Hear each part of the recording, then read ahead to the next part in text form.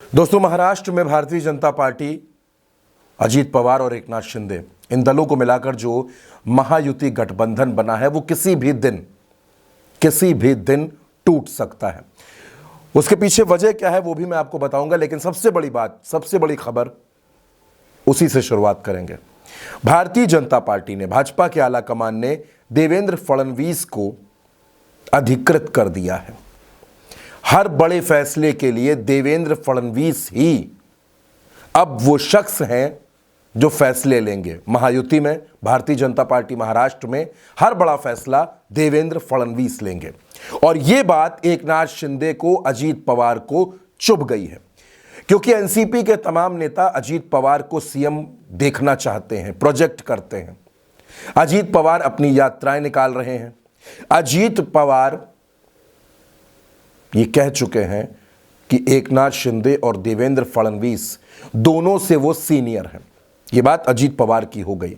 दूसरी बात एकनाथ शिंदे की है। एकनाथ शिंदे मौजूदा मुख्यमंत्री हैं और जाहिर सी बात है कि सीएम की कुर्सी वो छोड़ने के लिए तैयार नहीं होंगे।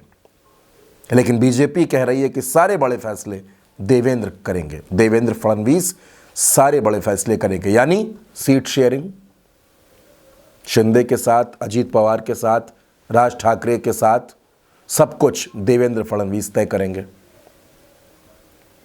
देवेंद्र फडणवीस ये तय करेंगे कि नेताओं की रैलियां कहां लगेंगी, मोदी जी कहां रैली करेंगे, अगर करेंगे, अमित शाह कहां रैलियां करेंगे, देवेंद्र फडणवीस कहां प्रचार करेंगे।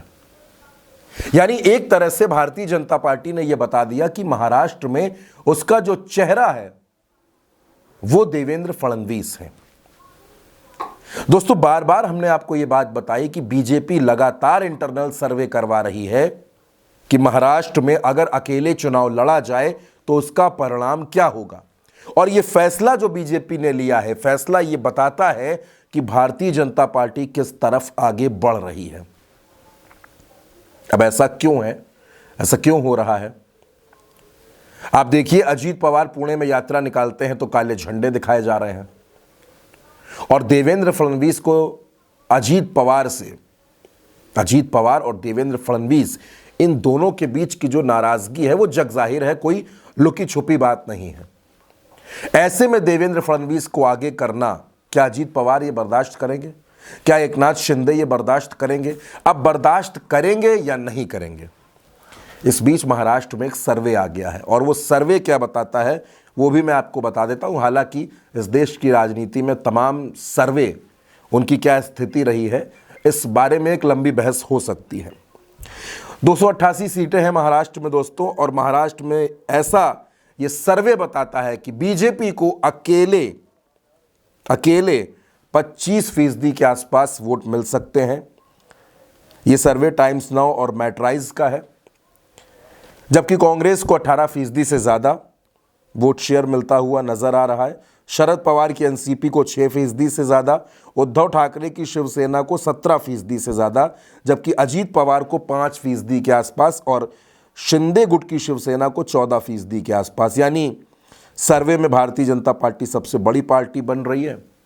95 से 100 सीटें भारतीय जनता पार्टी को मिल रही हैं अकेले। अजीत पवार को 7 से 12 सीटें मिल रही हैं, और शिंदे गुट की बात करेंगे तो 19 से 24 सीटें मिलती हुई नजर आ रही हैं। जबकि एमवीए में कांग्रेस को अकेले 42 से 47, शिवसेना यूबीटी को 26 से 31, शरद पवार की एनसीपी को 23 से 28 सीटें, ये अनुमान है। और इसके मुताबिक जो बहुमत का आंकड़ा है वो 145 है, और बहुमत के सर्वे में सब कुछ जोड़ लिया जाए तो महायुति को 140 से 141 सीटें मिल रही हैं, यानी जो बहुमत का आंकड़ा है उससे कम। जबकि एमवीए को ये सर्वे मैक्सिमम 122 से 123 सीटें दे रहा है। बहरहाल ये सर्वे है। जैसा कि मैंने आपको बताया कि देवेंद्र फडणवीस को चेहरा बनाने की कोशिश है। भारतीय जनता पार्टी इस संभावना पर भी विचार कर रही है कि क्या महाराष्ट्र में वो अकेले चुनावी मैदान में उतर सकती है, और अगर अकेले उतरती है तो उसका फायदा और नुकसान कितना रहने वाला है। लेकिन दोस्तों, देवेंद्र फडणवीस को जिम्मेदारी मिलने से एक बात बिल्कुल साफ हो गई है, बिल्कुल साफ हो गई है कि महायुति अलायंस में किसी भी दिन भगदड़ मचेगी, किसी भी दिन ये सिर फुटौल सड़क पर आएगी। और अगर वैसे देखिए तो सड़क पर तो आ ही गई है। अजीत पवार की यात्राओं को काले झंडे दिखाए जा रहे हैं, सड़क पर तो झगड़ा आ ही चुका है। अब बस ये झगड़ा उस अंजाम तक पहुंचने की देर है जब ये गठबंधन टूट जाएगा या फिर इस अलायंस के कुछ हिस्से अलग हो जाएंगे।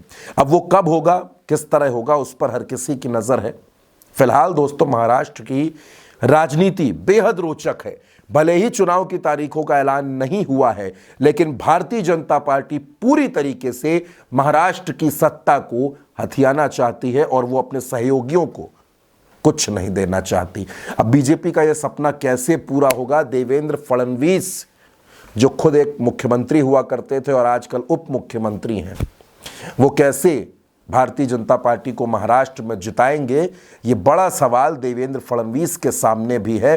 और अब अजीत पवार और एकनाथ शिंदे को भी यह तय करना है कि देवेंद्र फडणवीस के नेतृत्व में चुनाव लड़ना है या फिर अब अलग राहें तलाशनी है।